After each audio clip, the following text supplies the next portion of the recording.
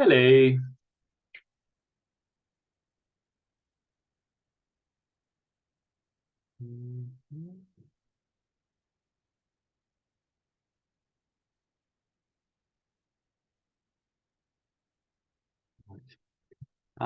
Can you see and hear me well?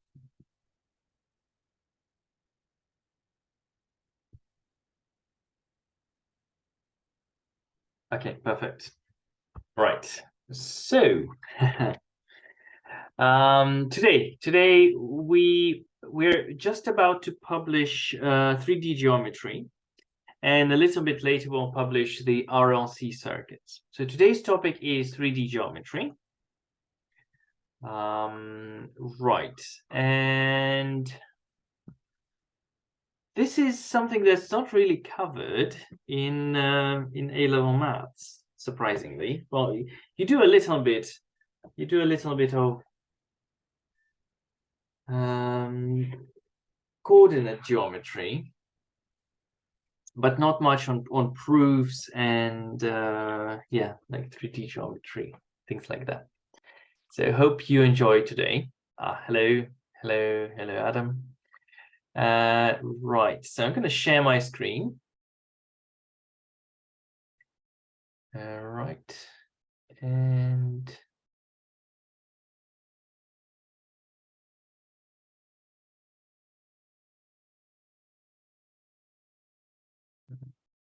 okay. Right, so problem 1. A regular hexagonal prism has side A. Yeah, I would just, to those who came a bit later, I was just saying that we are publishing 3D geometry by the end of this week, and physics in a few more days. Okay. Right, so regular hexagonal prism. So regular means the base is a regular hexagon.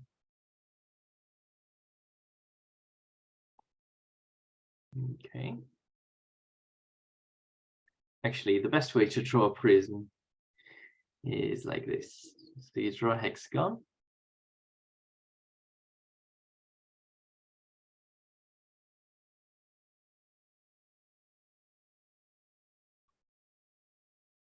All right, you copy that hexagon.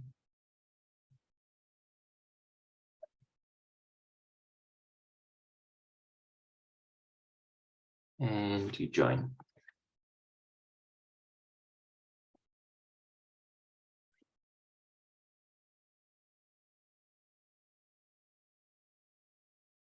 Okay, and if you want to be really neat, just draw like this and delete.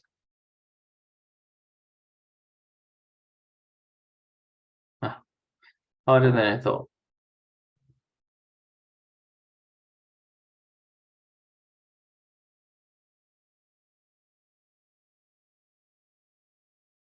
Okay.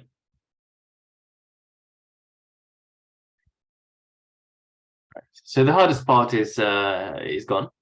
Right. So what do we need to find? We need to find the radius of the inscribed and circumscribed spheres. So the side A. So what do you think the radius of a inscribed sphere is?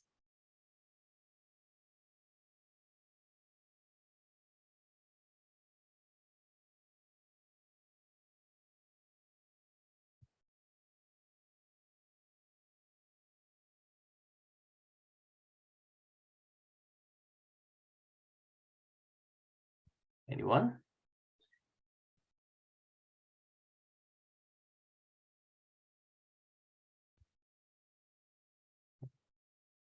The radius of the inscribed sphere.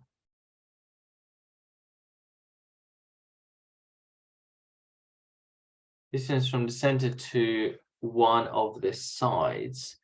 Center axis to one of the, yeah, it is correct.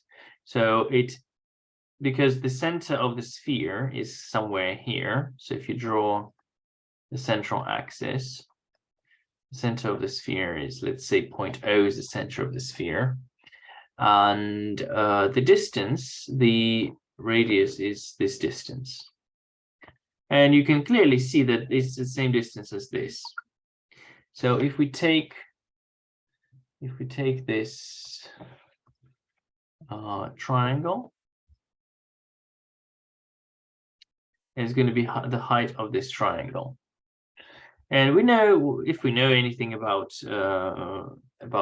hexagons, so it's a regular hexagon. So if this is A, and this is also A, and this is also A, and this is also A, it's going to be easily proved because there are 6 triangles. That means the angle is 60 degrees. So this is an equilateral triangle. So let's call it O1BC. So O1BC is an equilateral triangle. Equilateral triangle. Yeah. Right. So O1, this is the height of the equilateral triangle. So let's label it H.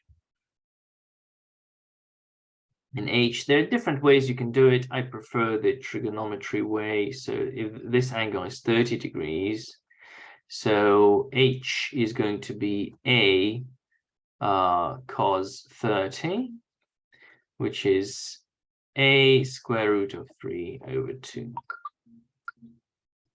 So the radius of the inscribed,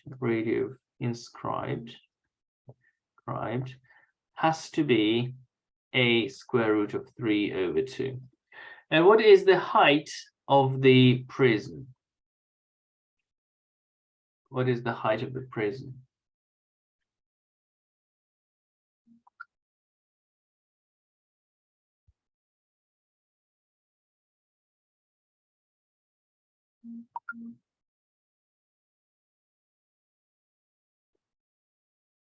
Two R. Yes, it's 2R. So therefore it has to be A square root of 3. So A square root of 3. And now the circumscribed sphere. Just a second.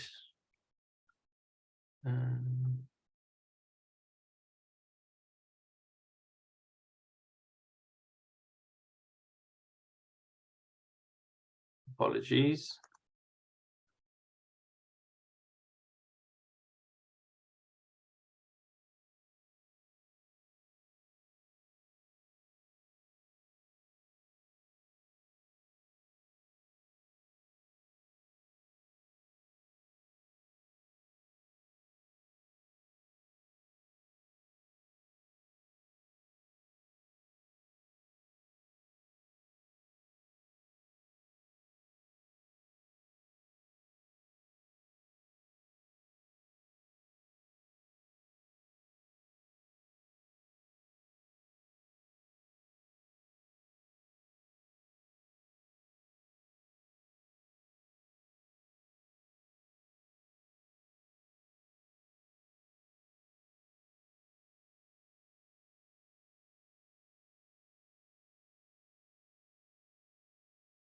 And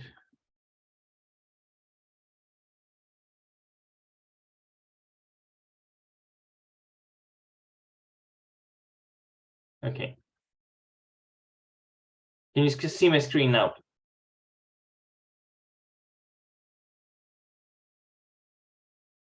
Can you see my screen? Yeah, perfect. Right, so the radius of the circumscribed sphere, so it's a sphere that it is drawn around the thing. It has the same center, it has a common center with this one. So it's a sphere that goes through all of the sides. So basically, if you think about it, this is the radius of the circumscribed sphere, because that's how you draw a sphere. around. Okay, so we'll pass. So this is the radius. So it's going from this point to this point. Okay, does that make sense?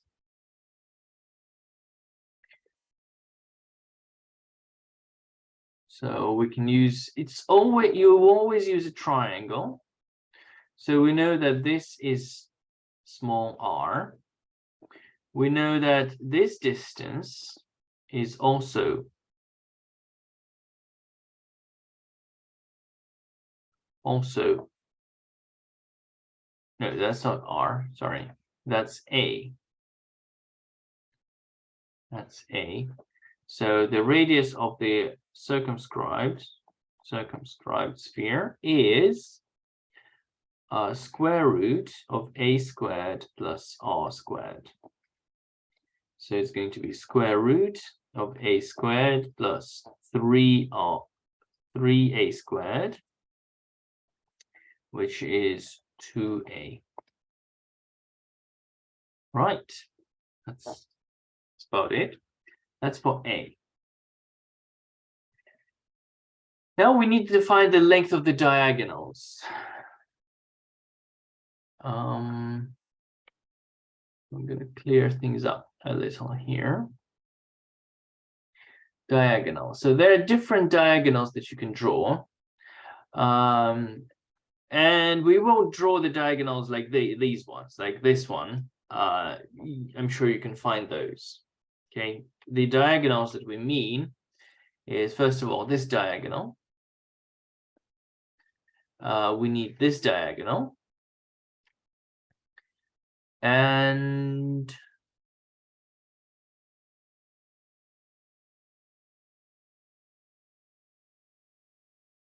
oh yes, I forgot. It's because I used the height instead of the radius. Sorry, that's 4. So that's a 4. So 7 should be 7. So it's a plus the radius, and radius is 3/4 r squared. So it's a squared plus 3/4. That's 7/4. So that's square root of 7. So a square root of 7 over 2. Does that make sense?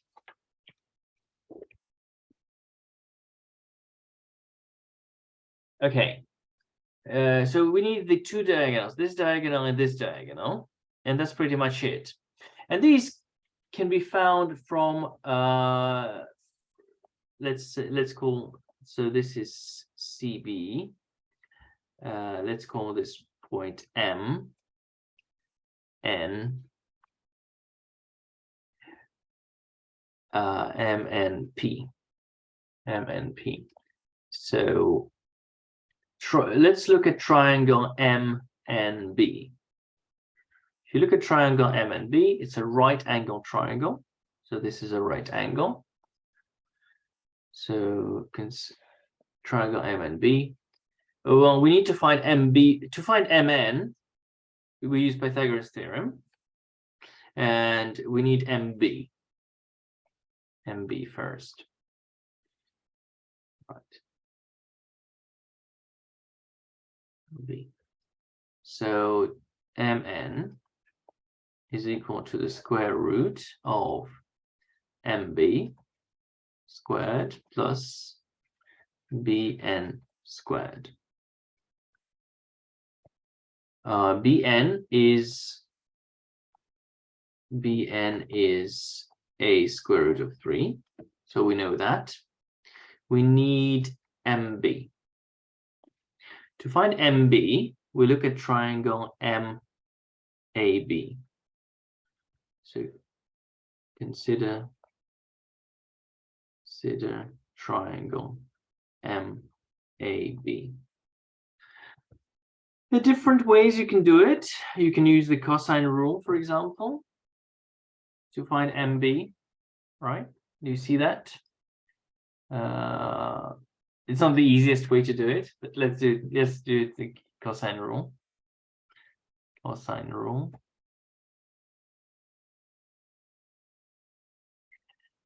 So MB squared is equal to a squared plus a squared minus 2a squared cos 120.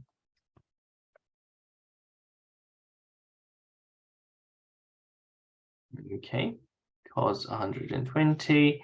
So cos 120 is minus a half. So MB squared is a squared plus a squared minus, so plus a half times 2, so plus a squared. So 3a squared. So MB is equal to square root a square root 3. Oh, nice. A square root 3. So it's also m square root 3.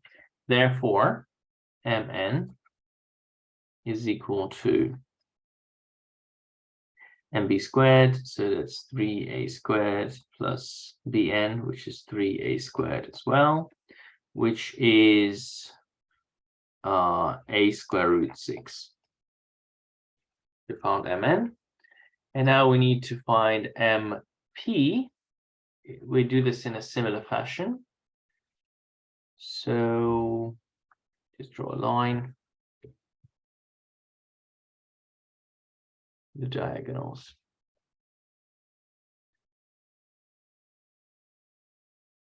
MP squared.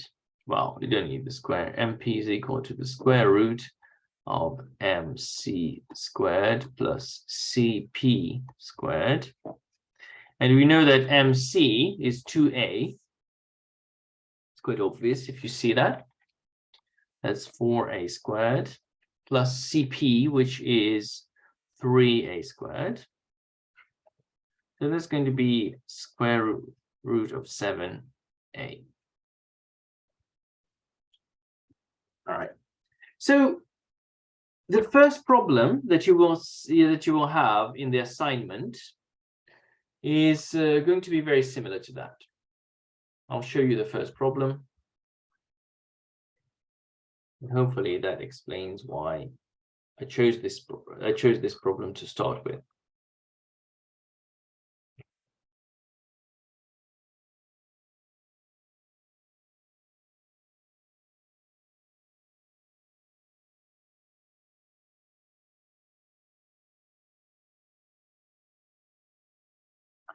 Find all the main elements of a regular tetrahedron, such as its height, radius of inscribed and circumscribed spheres. All right. Any questions? Any questions how to do this? Now,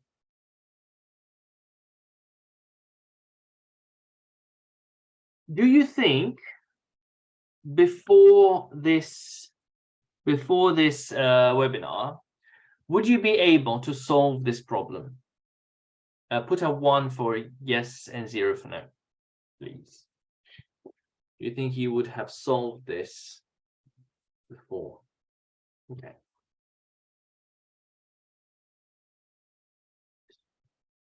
Okay, I got an understanding. Now, the next question, and these are, well, I love those, honestly. So we are talking about cross sections. So what is a cross section? So imagine you have a pyramid and you slice a bit off. Okay, when you slice it with a plane. So a cross section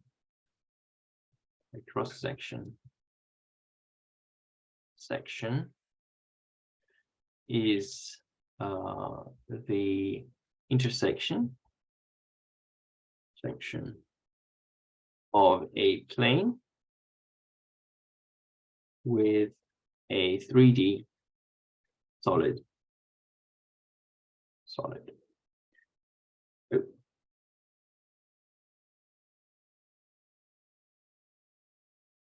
So for example, let's say you have a cube.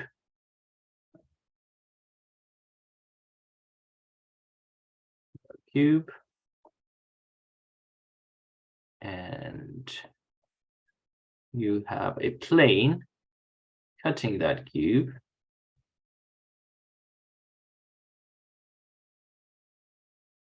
There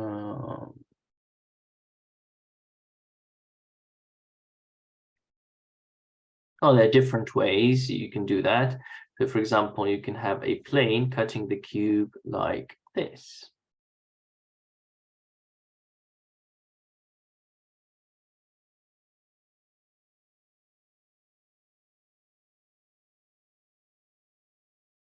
So it is some sort of plane. So the triangle, this is plane alpha. Alpha is a plane. A, B, C. A, B, C belongs to that plane, belongs to alpha, right? So the triangle is in the plane alpha, and the plane cuts the cube, and this is the shape of the cut. So basically, if you slice the cube, you will see a triangle on the side. Okay, make sense?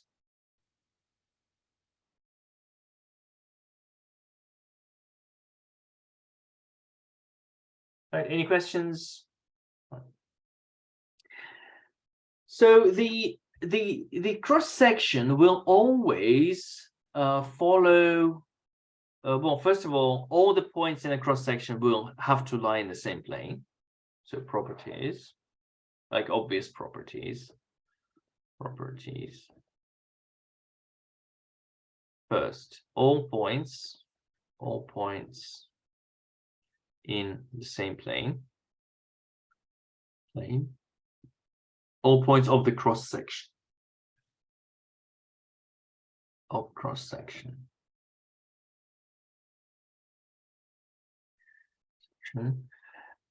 Two, the edges.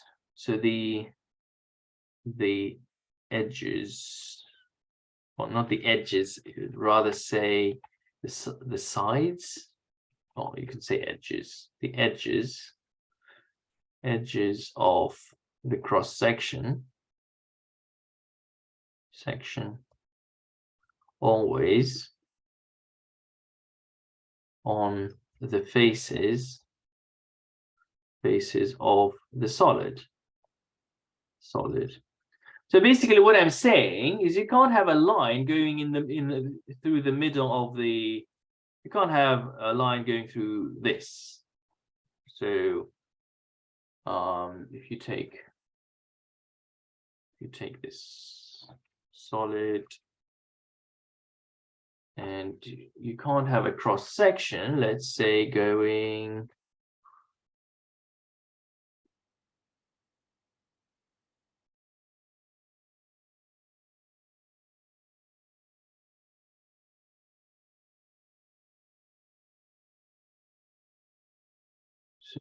like this, and like this. So you can't have a cross section going like this. Okay, because this line is not on the sides of the, is not on the faces of the cube. Does that make sense?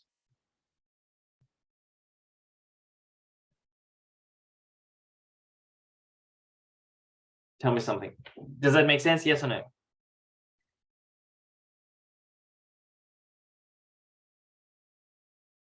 Hannah, what about you?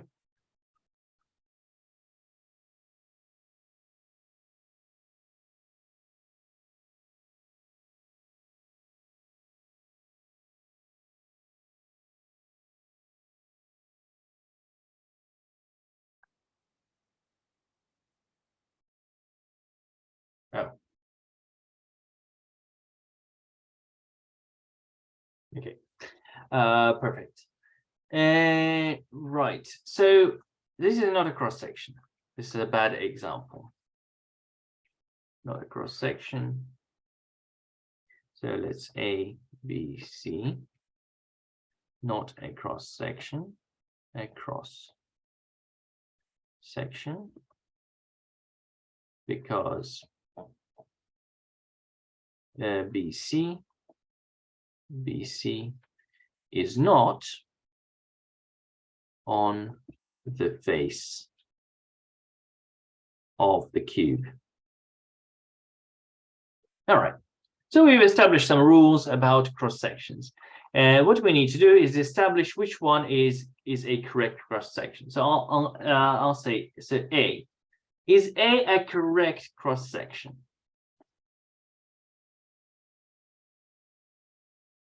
D, E, F. Is A correct? Yes. Oh, absolutely. It does. So this is on the side. This is on the side. This is on the side. And obviously that there are 3 points. There are only 3 points, so they lie on the same plane. So through 3 points, you can draw exactly one plane. So yes, that is correct. That is correct.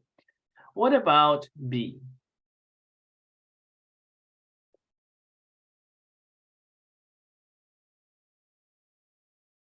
What can you tell me about B? Why? Can you explain? Can you use your mic and explain?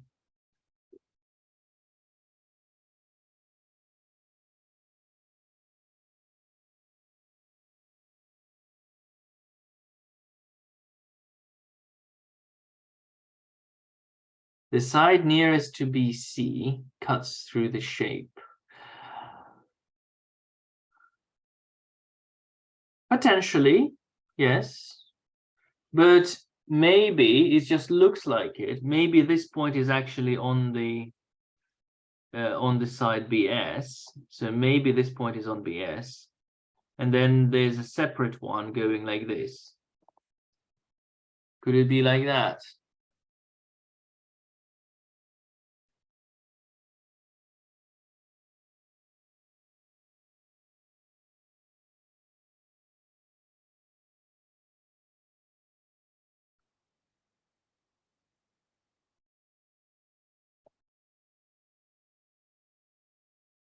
Look at this.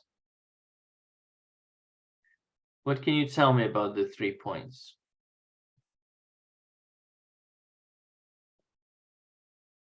The 3 points.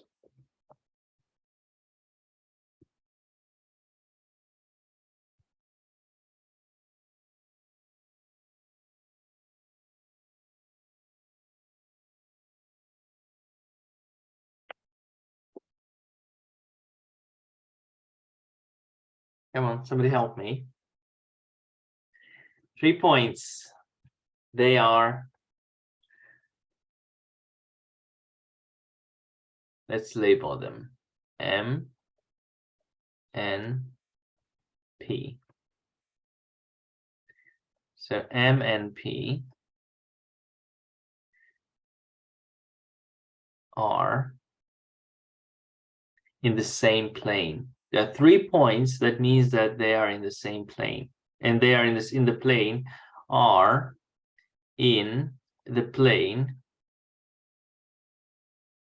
A, B, S. Do you see that? So these 3 points belong to the plane ABS. So the cross section must match ABS. So all the points in the cross section must be in ABS. Therefore,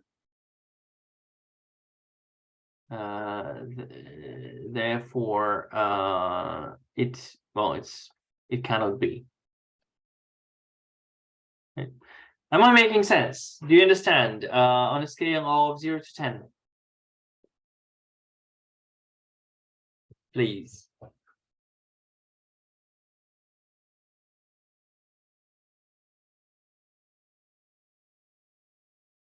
Adam, Edward, Matti, Kieran. How well do you understand? And Matti?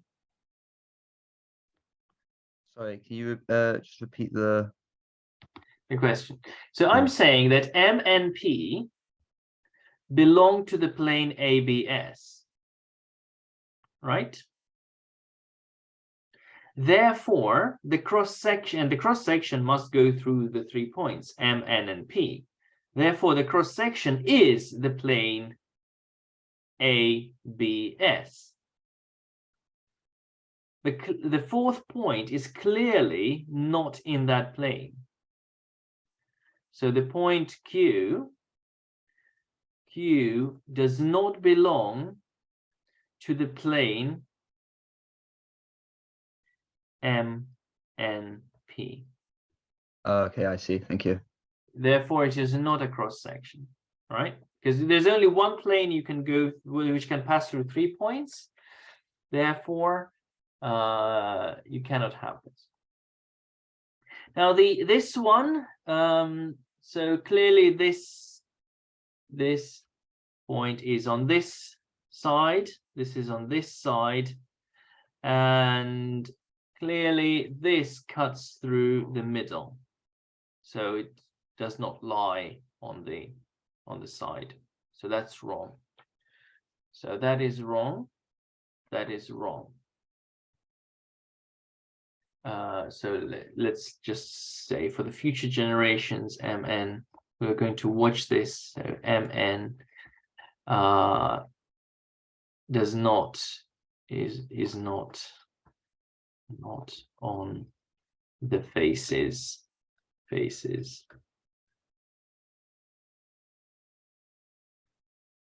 All right. D. Well, D is the same reasoning. We have a dot, a point here, a point here, and a point here. And the line, let's label it MN. MN cuts through, is in the middle. So MN not on faces. Yeah, is that clear? Any questions? MN is in the middle of the pyramid. It connects the 2 dots. If you tie a rope to M and you tie a rope to N, it will not touch any of the faces. Clear? Okay. Here, the next example, you have 3 dots here, here, and here. So if there was a cross section, the cross section must match the face AB, B1, A1. So M, N, P, plane M, N, P must match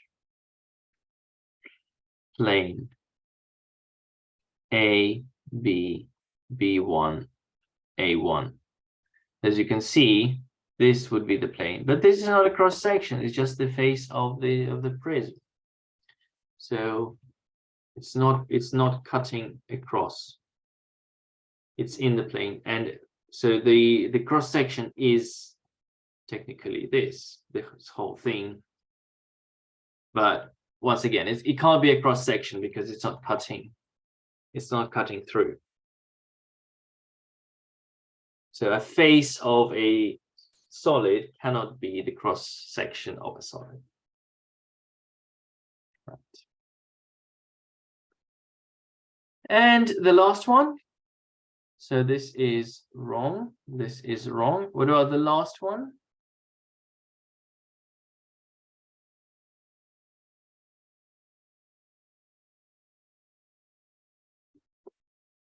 I'd like answers from all of you, please.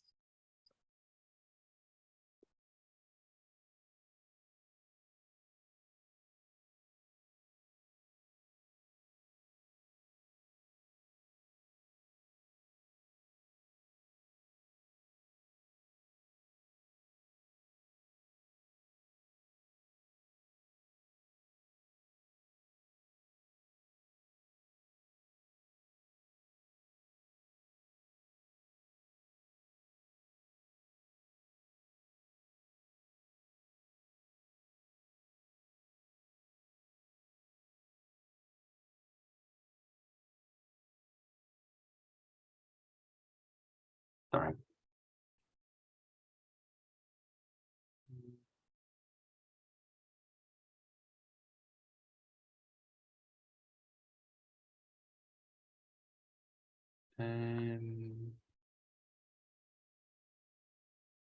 Where's the chat box? So is that a so Adam, why do you think no?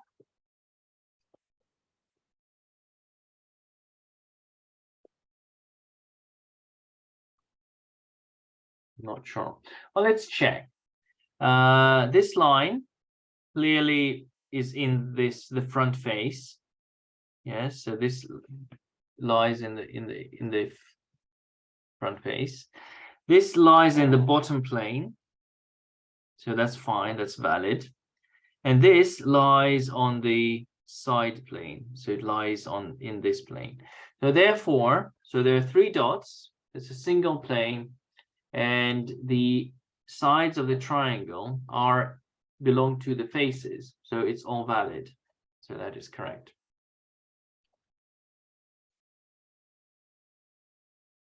Okay, let's have a look next. Now we need to draw the cross sections. And this is quite interesting. And actually, the first one is probably the hardest one. Draw the cross section through 3 given points. So this is an exercise, and once you start understanding these exercises, you start understanding 3D geometry. So this is the learning curve for 3D geometry, right? Once you start seeing it, problems just come to you naturally, just like that. Okay. So what you need to understand is that you have separate planes. You have the bottom plane, for example, which extends infinitely. Yeah. And what you want is the intersection of line MP with the bottom plane. So you draw the line MP. So how do you find where MP crosses the bottom plane?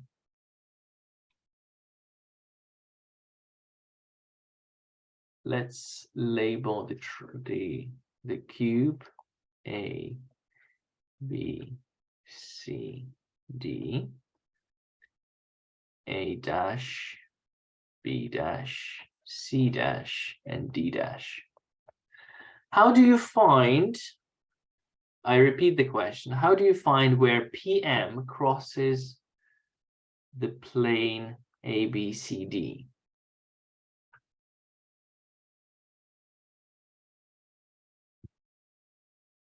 Continue the line AB. Thank you. Well done. Yes, you continue the line AB, and that's where it crosses the plane. So now your world should look like this.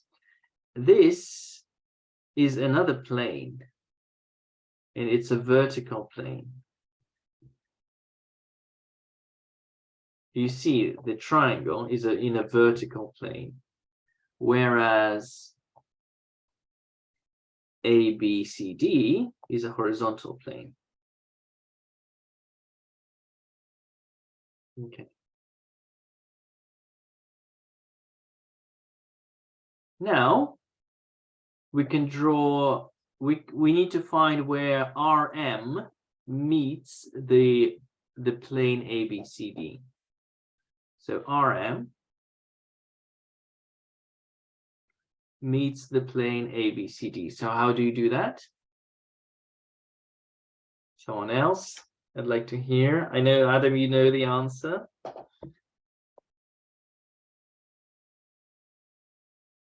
Continue DA. Well done, Matty. Yes, you continue DA. And that's the intersection. So points P and Q are now in the plane ABCD. So these PQ, A, B, C, and D are all in the same plane. Therefore, I can safely draw the line PQ and say that this line is in the plane, this PQ is in the line ABCD. Another line that is in the same plane is CA. So if you continue CA,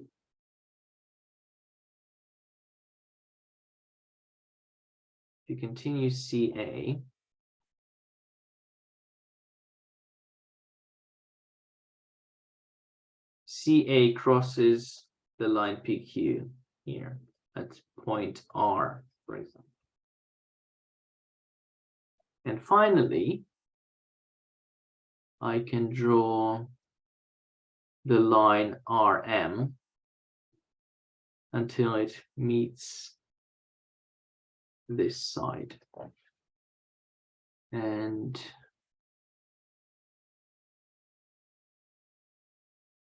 it's not a good color. And now I can finally draw the cross section.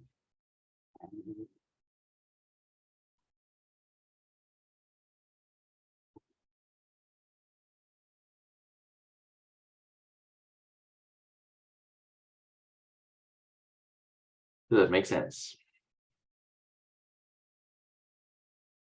How well do you understand on a scale of 1 to 10?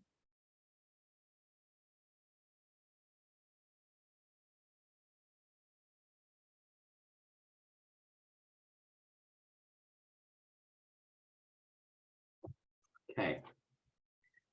Right, next one. So let's label it. A, B, C, D. A dash, B dash, C dash, D dash. All right, so how do I draw the cross section?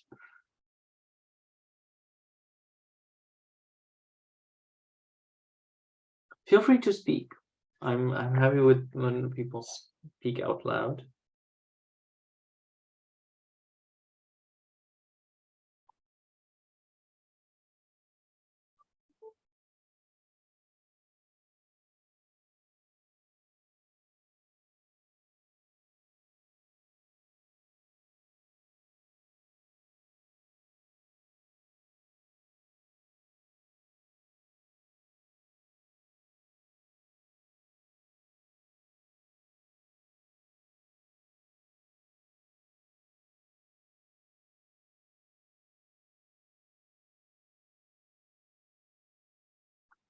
Okay.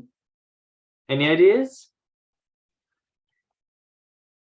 Well, first of all, we can establish which ones are already in the plane. So PR is in the plane, and RM is on the side.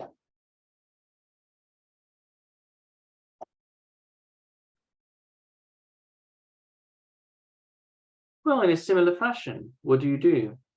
You continue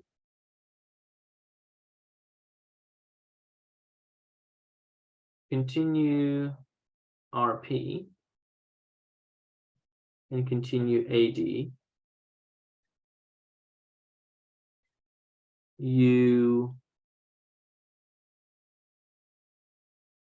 What else do you do?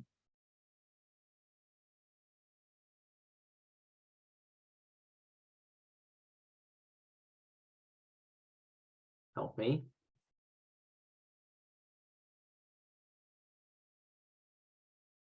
Continue RM and continue CD. That is correct.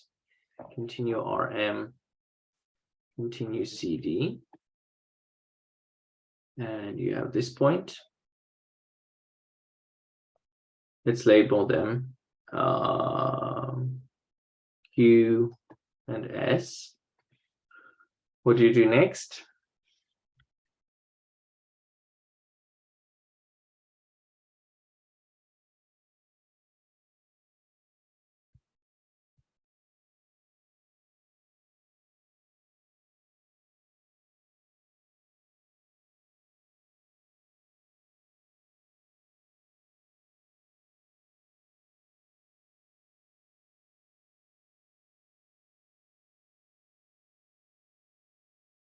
You mean QS? I think what you're trying to say is join QS. QS, yeah, absolutely. And now you get the points of intersection. Bam, bam, because QRS is a plane, and it's the same plane as PRM, whatever those are. So now you can draw them. I think I used orange last time. So orange, orange, orange. And that's your plane. That's your cross section. Okay. A few more. These are they actually get easier as you go along. Somehow. It's okay. So PR. So same idea. You draw PR. You continue this side. And then it's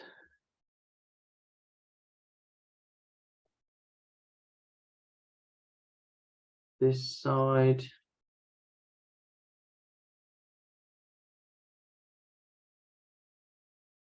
That is here.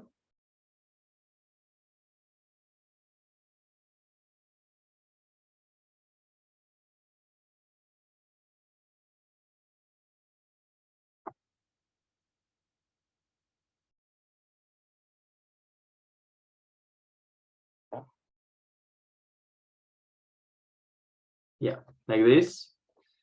And you've got the point, here. And finally, you just draw like this.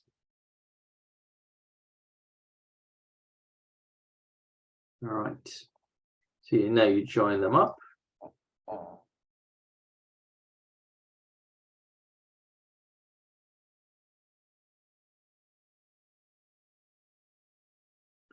And this is the cross section.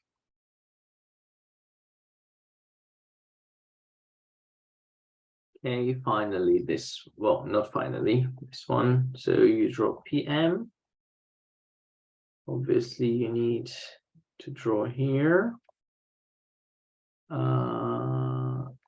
Then here.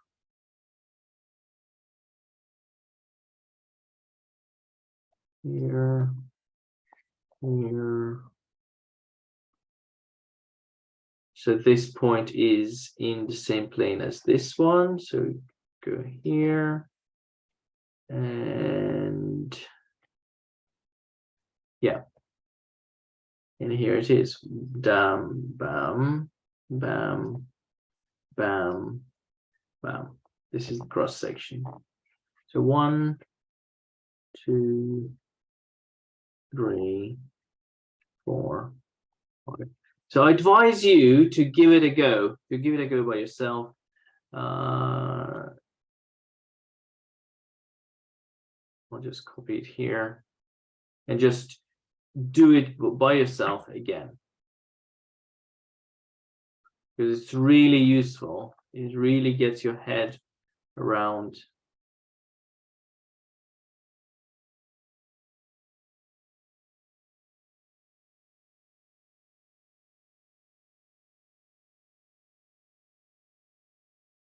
really gets your head working. Okay, so these are relatively easy ones. So it's a tetrahedron. So what do you have? MP. MP is in the plane. Now MN is clearly in the plane. So you need to find the third one. So you want the continuation of MN. So you continue MN and AC. So these are clearly in the same plane.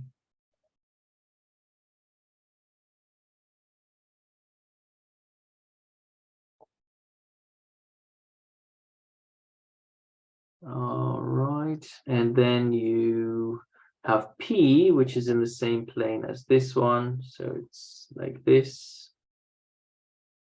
And now what you do is bam, bam, bam, bam. Here's your plane. 1, 2, 3, 4. See your cross section. So yeah, if you don't see it right now, do it by yourself. So you continue AC, you continue MN. So AC and MN are in the plane ASC. So therefore this point is in the plane ASC. And then we do the same with the plane ABC. So we're kind of combining the two planes and see where they meet. So AC is the line of where the two planes meet. Finally, this one. Oh, no, there are two more. Sorry. So M belongs to ASB. M belongs to ASB. That's good. That's good to know. And P belongs to ABC. P belongs to ABC. So P is in the bottom plane. Okay. So NM is clearly one of the boundaries. We can continue NM until it meets AB. So that's one of the points. Now P lies in the same plane as N and M, so you can draw a line NP until it meets the other side. Okay, that's another point. And that's it.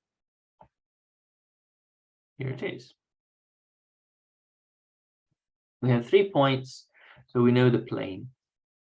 So dash, dash, dash. That's your plane. And this one. Okay, so N belongs to AMB. AMB. So N is in this plane. So you can draw a line here. So that's one of the dots. That's one of the dots. Now P belongs to AMC. AMC. So P is in that plane. So we draw a line from N to P until we reach AC. So that's where it meets. Okay, and oh yeah, that's it. It's a triangle. Okay.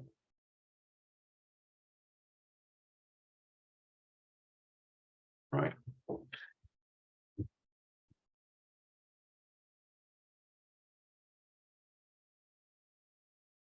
So what I'll do, just like,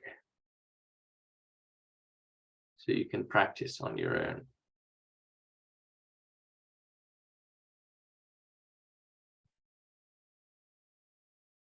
Okay.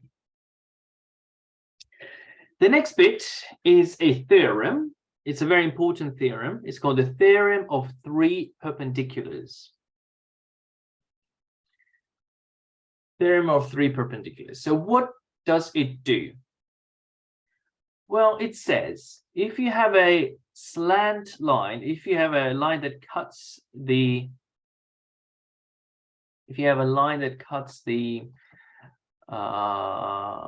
okay, has anyone heard of the theorem of 3 perpendiculars?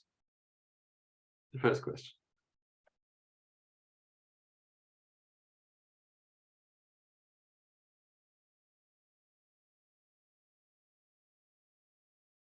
So I'm supposed to have either no's or yeses. Yeah. Have you heard about the theorem of 3 perpendiculars?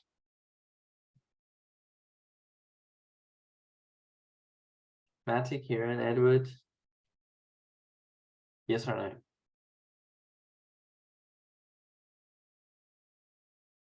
No? No? Kieran?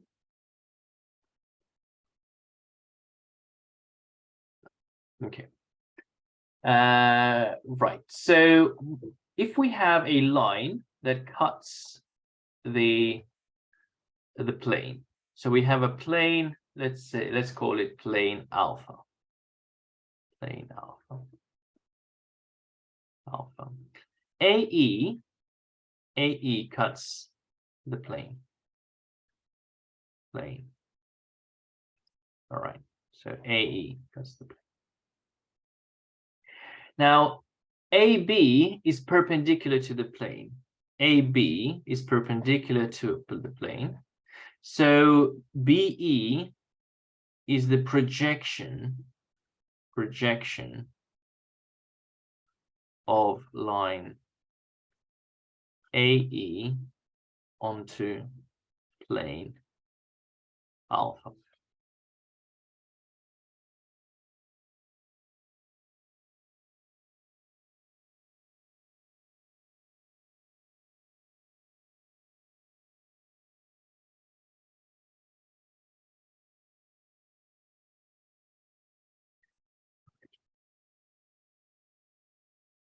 So, and it says, so the theorem of three perpendiculars says, if alternative formulation. If the projection of a line is perpendicular. Okay. The projection, there's no if.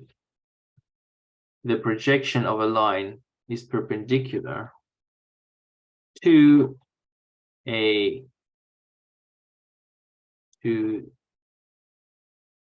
line, to a given line.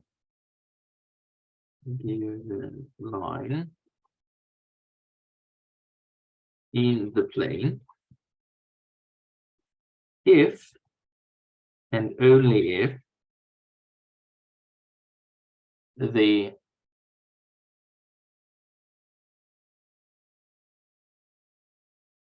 line is perpendicular.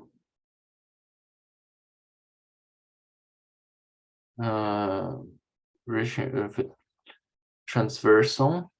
You call it transversal line. The projection of a line cutting the plane.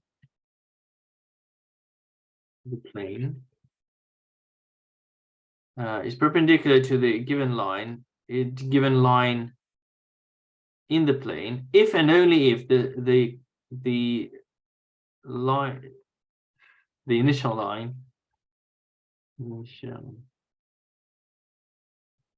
line is perpendicular to that given line. Sorry. The AE, basically AE, so what it means, translating into English.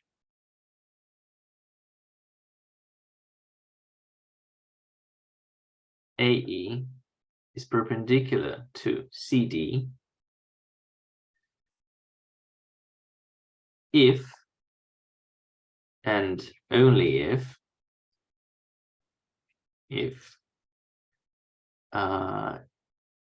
EB is perpendicular to CD.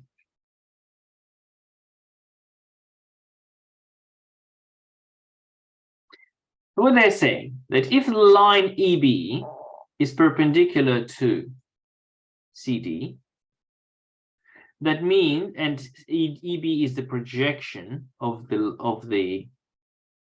line, then AE is also perpendicular to CD. When I put it this way, does it make sense?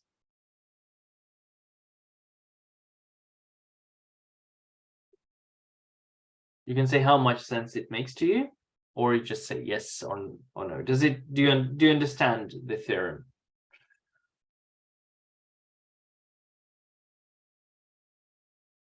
So if the line is perpendicular to CD, then the projection is also perpendicular to CD. And the other way around. If the projection is perpendicular to CD, then the line itself is perpendicular to CD. You can think of it as if you take the line EA and start rotating it around CD, no matter how you rotate it, it remains perpendicular to CD. If you have a line and a plane,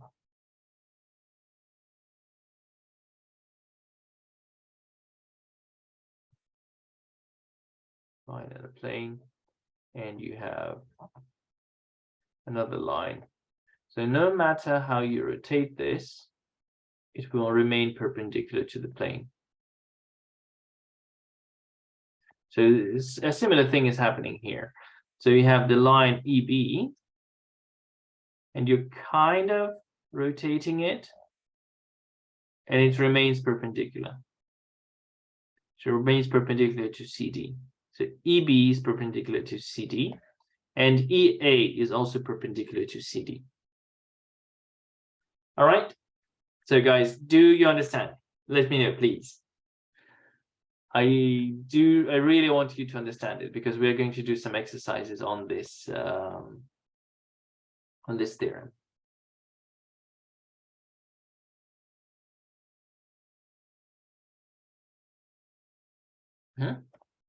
And to who was it? Kieran, what about you? Does it make sense to you?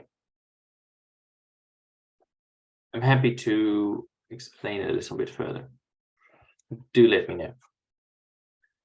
Be an active listener.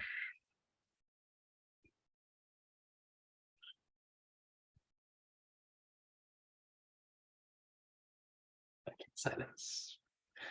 What's the answer? Okay, that's fine. Okay, in the questions below, A is perpendicular. The line A is perpendicular to the plane. All right, so A is perpendicular to the plane. That's fine. So ABCD is a rhombus. Prove that MO is perpendicular to BD. Okay. So it is a rhombus. ABCD is a rhombus. Therefore, BD is perpendicular to OC, because the diagonals in a rhombus are perpendicular, and OC is part of the diagonal. Now, BD is perpendicular to OC.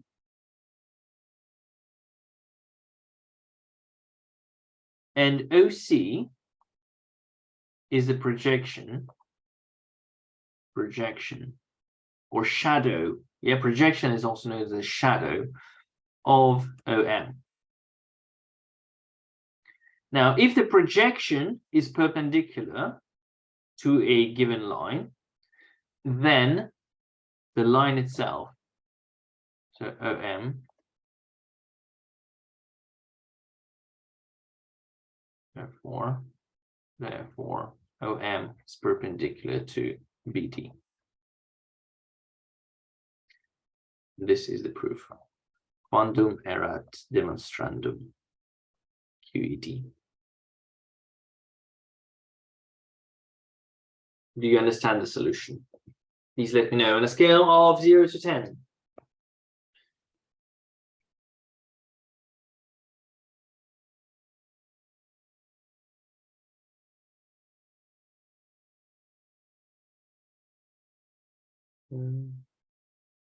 Right. Okay. Prove that AB is equal to AC. Prove that AB is equal to AC. What are they actually asking us to prove?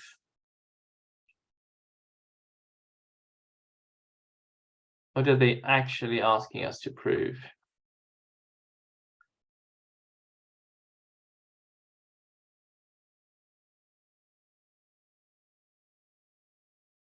Yes, they're asking us to prove that ABC is isosceles. So proof.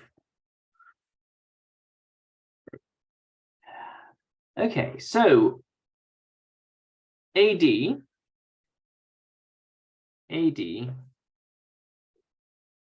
is the projection.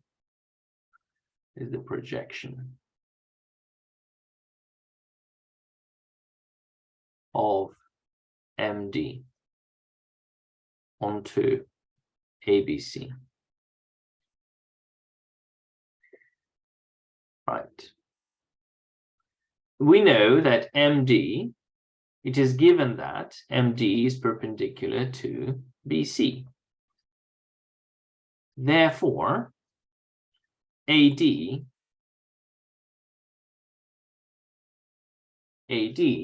is perpendicular to BC. Okay, so AD is perpendicular to BC, and okay. Therefore, AD is the height of triangle ABC. We know that D is the midpoint. D is the midpoint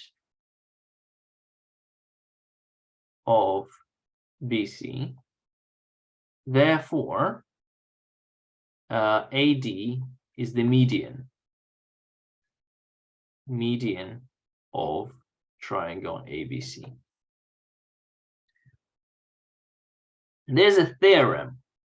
If a line is a height and a median of a triangle, so if the median line is also the height of a triangle, then the triangle is isosceles. And that makes sense. So if you have this side, this is equal to that, and this is a right angle triangle, then this side has to equal to this side. You can use you can use side angle side congruence, because you can see that this is a common side and the angle is 90 and this side is the same, so it's side angle side congruence. Or you can just say if a line is a median and a height, therefore, so AD is median and height, therefore triangle ABC is isosceles. Therefore, AB is equal to AC. This is geometry as when done properly, right? So it is based on proof. And maybe this is not necessarily helping you a lot with your A-levels, but you will, if you really dig into this, this will really help you in your future math career. Okay, so using axioms and then proofs is an immense part of the maths course at the university. So if you get yourself into the habit of proving stuff and actually elaborating on your proof, this will help you so much. I just remember first year of university just really struggling to get the proofs right. It's like, and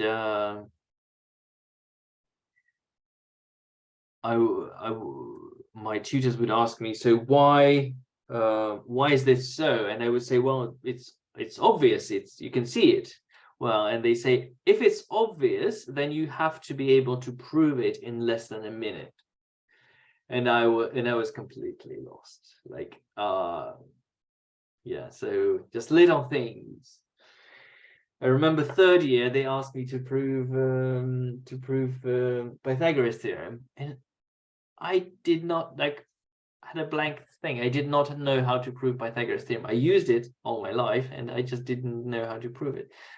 So yeah, so always you have to be able to prove things, especially if you're doing pure maths, and even applied maths. You still need to know proofs.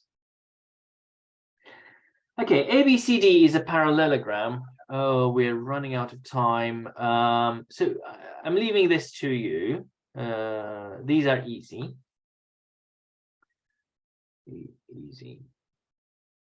Easy. Do yourself. All right. Okay, problem 5. ABCD, A1, B1, C1 is a prism where ABCD is a rhombus with side 4 square root 3. All right. So it won't make any sense until we draw it. So that's the first thing we do. We draw it. So it's a rhombus. Okay.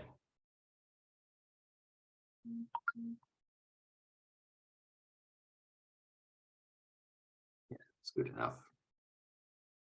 It's a rhombus, and it's a prism, and the base of the prism is a rhombus. Okay, so we do it like this.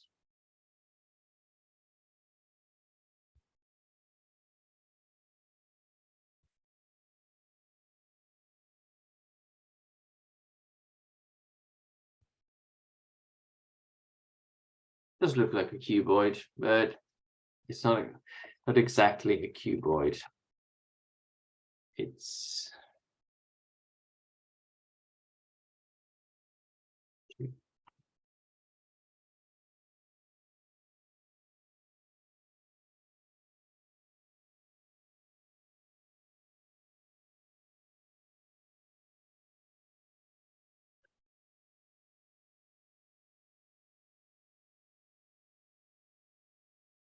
okay. So A, B, C, D, A1, B1, C1, D1. All right, and we know that this is 4 square root of 3. We know that this angle is 60 degrees. And we know that the height is 8. Prove that AC1,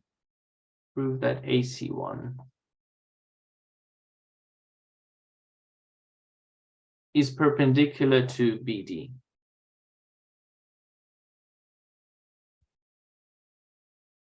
How do we do that? Can somebody please switch on their mic and explain to me how we can do this?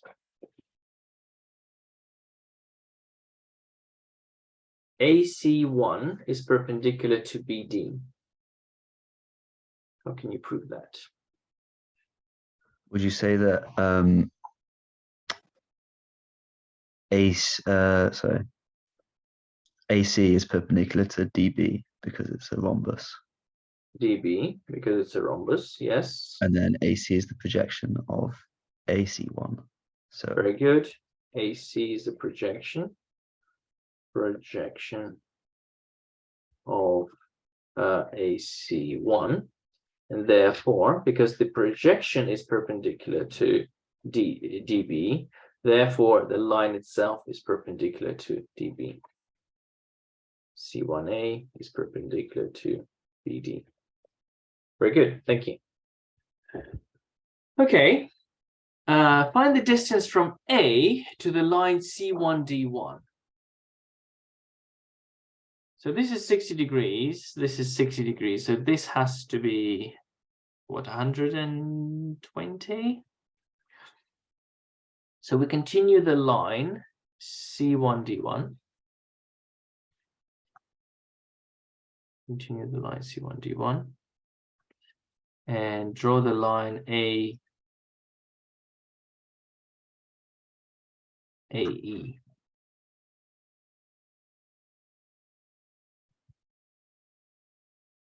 AE.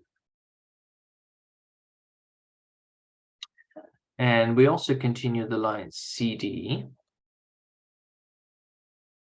and draw the line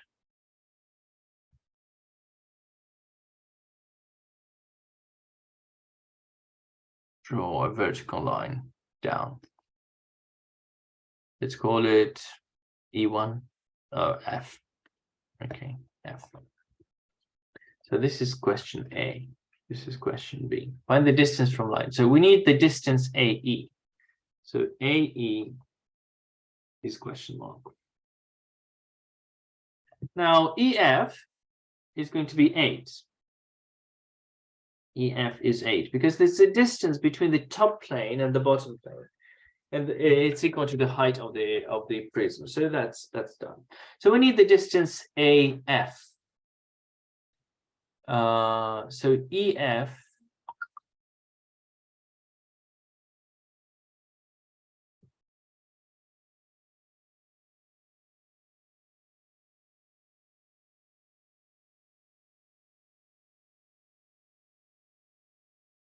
I'm wondering if we need to use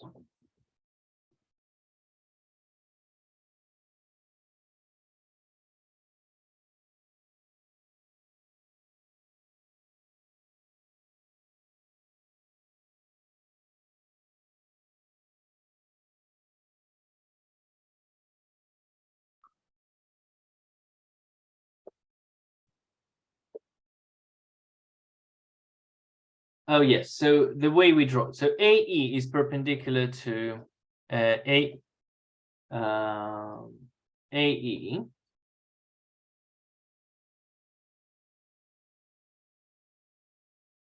What a solid proof. AE is perpendicular to C1D1. C1D1.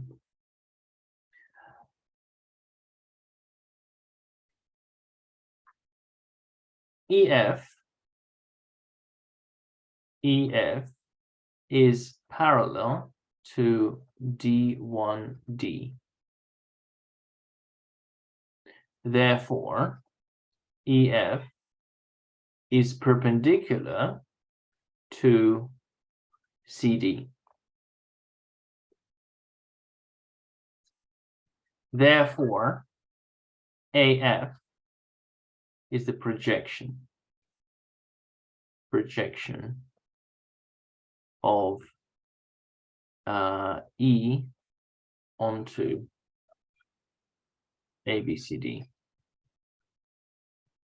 ACD on the plane onto the plane ABCD.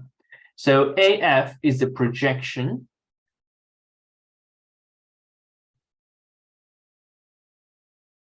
AF is the projection, and AF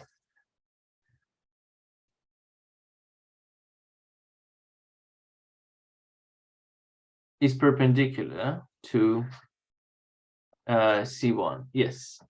So AF is perpendicular using so EF is perpendicular. No, so AF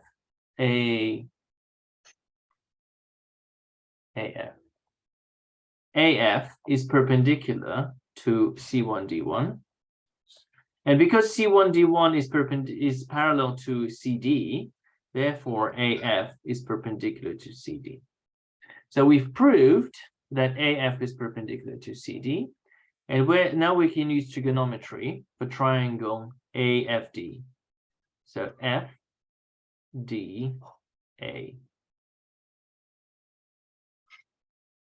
We can use this triangle, and we know that this is 4 square root of 3.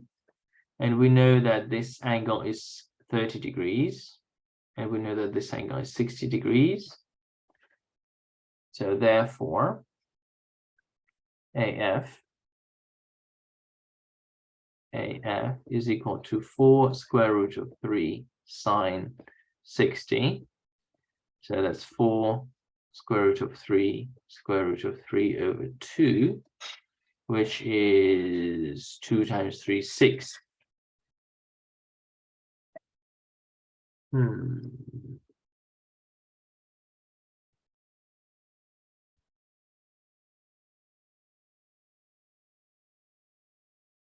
Yes. Right. F. So here, therefore, AF is equal to 4 square root of 3 sine 60, which is 6. And so AE is equal to square root of AF squared plus FE squared. And that's equal to square root of 6 squared plus 8 squared, which is 10. Cool. Good. AE is 10. Okay, finally, we got one more problem, and it's the hardest one. It's concerned the coordinate method. So, and a lot of problems that you will see in the assignment is in the coordinate method. Okay.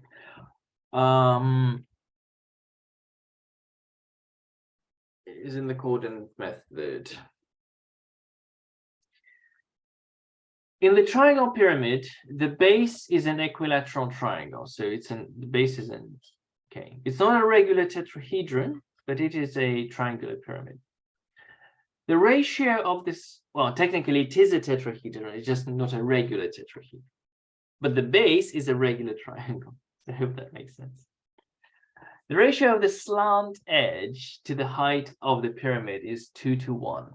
So we have the height of the pyramid, height, and the ratio of the slant edge, so SC. So SC to the height is 2 to 1. Find the ratio of the radius of the inscribed sphere to the length of the side of the base. To the length of the side of the base. So it's the length of the side of the base is A, and the radius of the inscribed sphere. Yikes. Okay. So what we are going to do is we're going to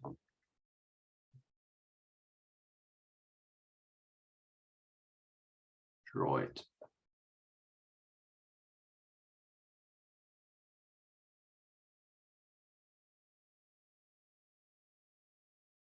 Actually, no, it's a bad idea. Okay.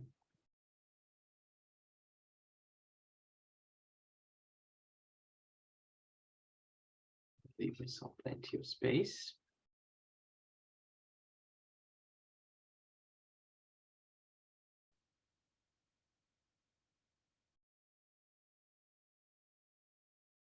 So let's say this is the projection.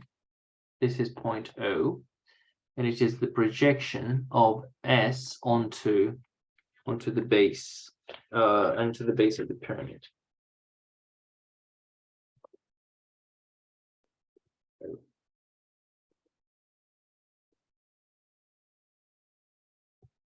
Let's draw the x-axis in this direction. This is the x direction. Now, the y-axis is perpendicular to x, so it has to be parallel to AC. So this is the y-axis. Y-axis, and the z-axis goes through the point S. This is the z-axis. Okay. We kind of need this as well. And this. That's the first thing. Now we need the coordinates of the points. Coordinates of the points. So we have point B. So let's assume that the height of the pyramid is 1. because they're not giving us the height of the pyramid, so we can easily assume and then scale it down to 1. So the point S has coordinates 0, 0, 1. Now that means, so if OS is equal to 1, that means SC is equal to 2.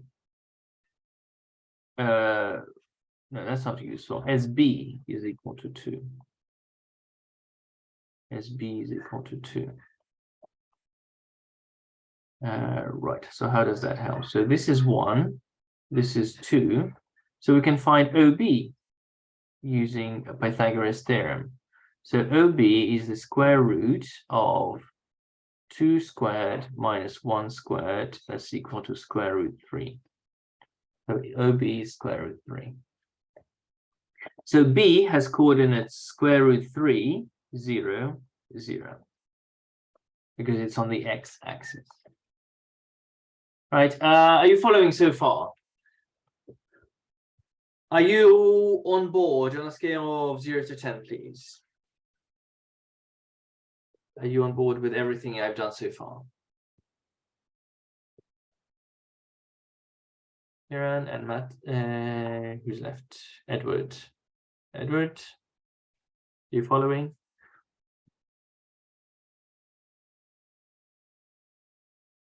Okay, good. Right, so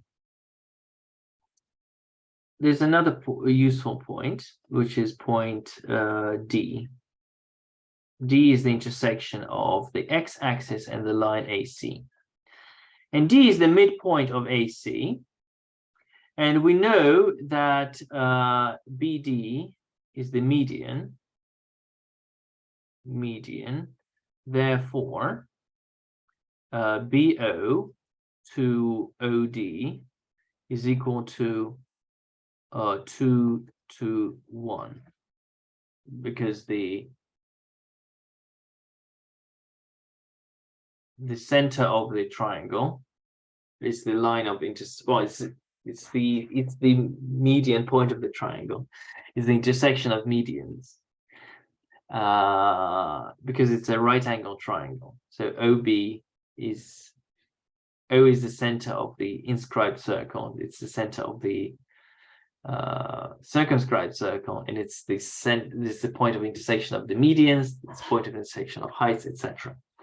So OD, so we can find D, the coordinates of D is minus square root of 3 over 2, 0, 0.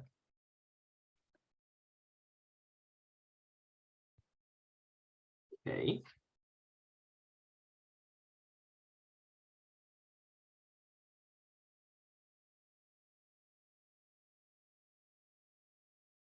And it would be very useful to find the point C as well. C. And as you can see that DC is parallel to the x-axis, or to the y-axis, sorry. So they have the same x coordinates. So it's going to be minus square root of 3 over 2. We don't know the y coordinate, but we know that the z coordinate is 0. So how do we find the y coordinate? Well, we need this distance. We need DC. DC is equal to so SB. So we need the side of the triangle. So we need the side of the triangle. Okay. So if SC is 2, this is square root of 3. BD is 3 square root of 3 over 2.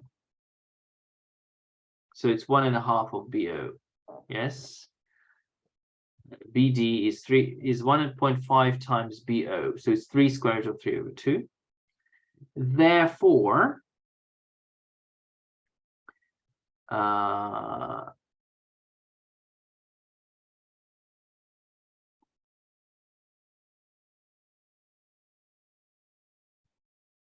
this is 30 degrees. Therefore, BC is equal to BD divided by cosine of 30 degrees. So it's 3 square root 3 over 2 times square root of 3 over 2 is equal to 3. So the base of the triangle is 3. Yes. Therefore, DC is 3 over 2. Therefore, the coordinate of C is 3 over 2. So if I've lost you somewhere, just do it over again, do it by yourself, and convince yourself that this is true. So what we've done, we've established the coordinates of points C, D, B, and S. And O, of course, which is 0, 0, 0. Okay. Now, the center of inscribed circle, sphere is O1. O1, and O1 is somewhere here. O1. And because it's on the z-axis, it has coordinates 0, 0, z, 0, z0. Okay, so we just established 0, 0, z0. And the distance from O1 to plane ABC is equal to the distance from O1 to plane ACS.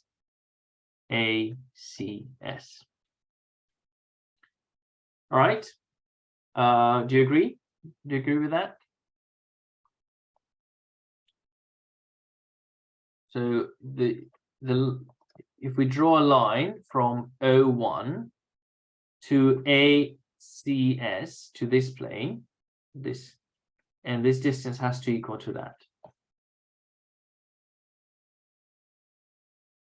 Okay, so you have a plane,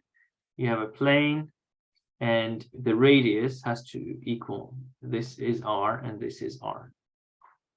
Yeah, so because it's a sphere.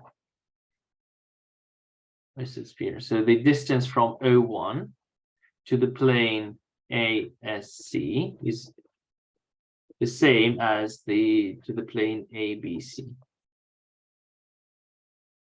Okay.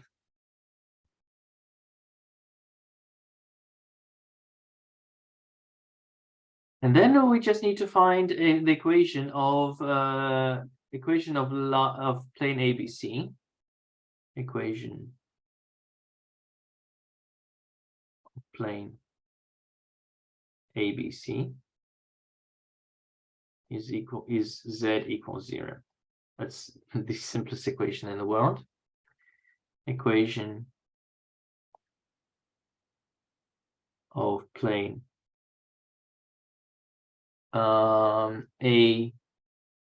ACS. Well, we have 3 points. It's equal to the plane DCS. Okay. And to find the equation of a plane, well, there are different ways. There are different ways to do that.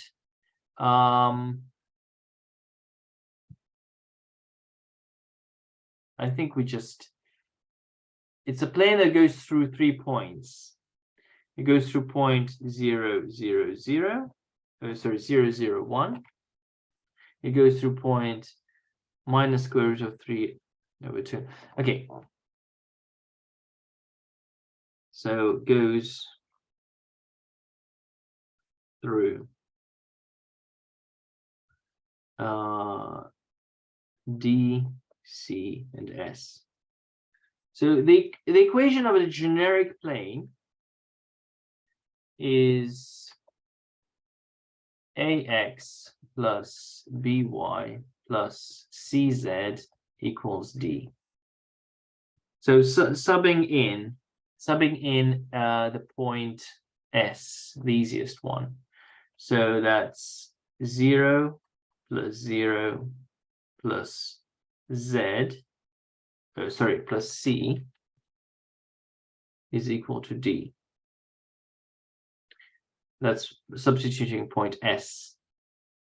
Okay, are you following what I'm doing? I'm substituting. So this is the equation of any plane. Any plane has this equation, and I'm substituting the 0, 0, 1 into that plane.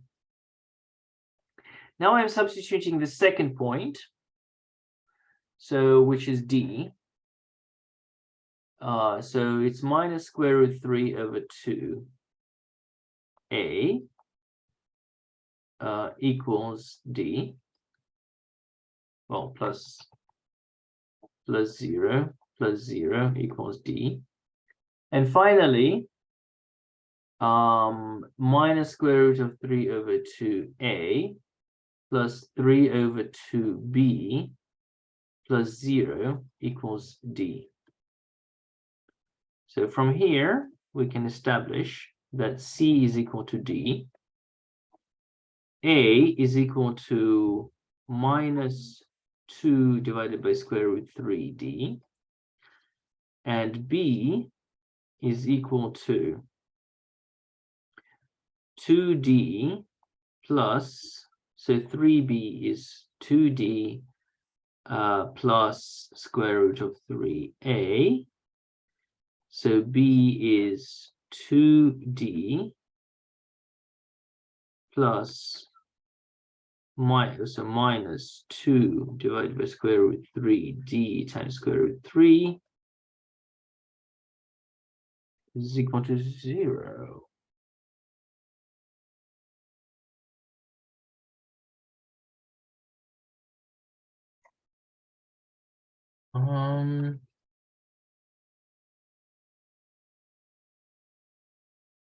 No, it is.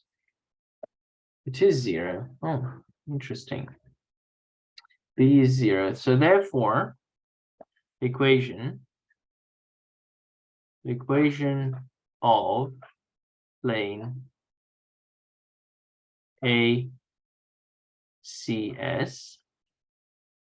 is so a is square root minus 2 over square root 3 dx plus b, so 0y, plus c, which is d, dz equals d.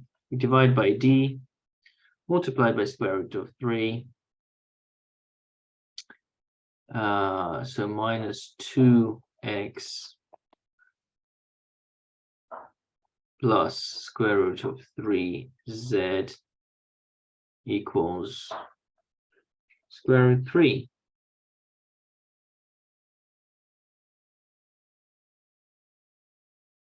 Okay, equals square root 3. So this is the equation of the plane. And now we need to use the formula. For the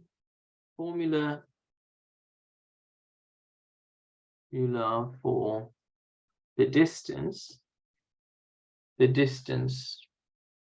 between a point and a plane. And this distance, rho, is equal to the modulus of a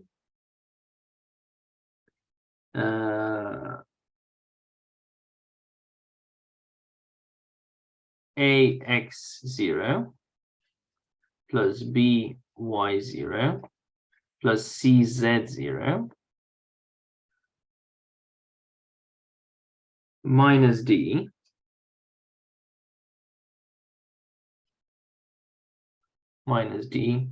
all over a squared plus b squared plus c squared. Right. So I'm just giving you the formula without the proof. So I'm substituting the coordinates of point 01 between 01, which is x0, y0, z0, and the plane. So you substitute the coordinates of a point into the equation of the plane and divide by the square root of a squared plus b squared plus c squared. That's the formula for the distance between a point and the plane. So all you need to do is that, so that is minus 2 times 0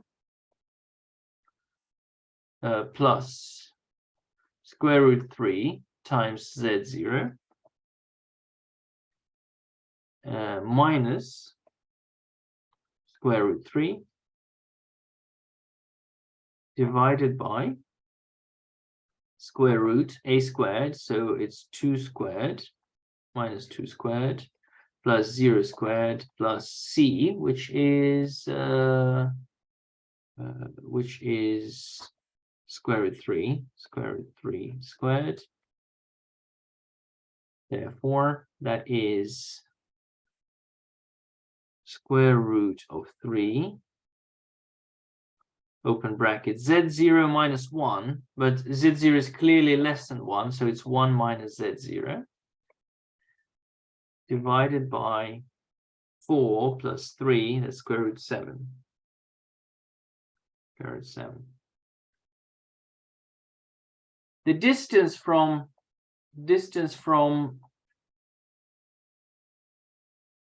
01 to plane ABC is z0, because the coordinates, because it's obvious. It's z0, it's z0 above the plane. Therefore, square root 3, 1 minus z0 divided by square root 7 is equal to z0. So square root 3, 1 minus z0 equals square root 7 z0, z0, open bracket, square root 7 plus square root 3 is equal to square root 3. Therefore, z0, so the radius of the inscribed circle is equal to the z0, and that's equal to square root 3 over square root 7 plus square root 3. And we know the side of the base is 3. Side of the base is 3. Base side of base is 3. Therefore, the answer is the radius, so radius to the base, to the side, so to AB is equal to square root 3 over 3 square root 7 plus square root 3, which is 1 over square root 21 plus 3. Just simplifying that. So you can check that by yourself. And we'll stop here. Okay, hope that helps. Well, let's request problem 7. It's not a difficult one. It's a combination of the rules that you've used. So basically, it's trig and Pythagoras.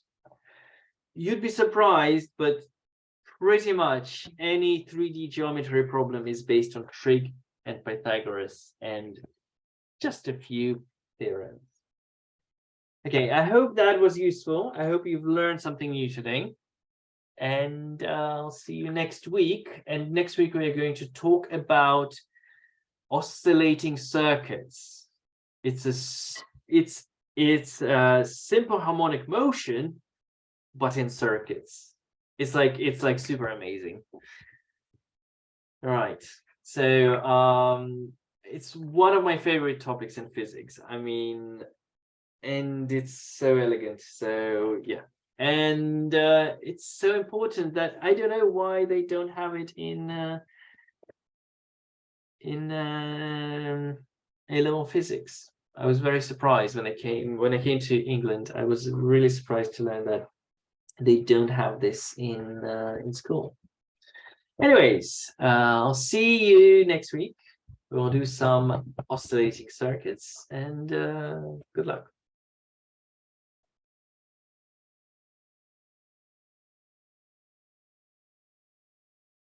Welcome.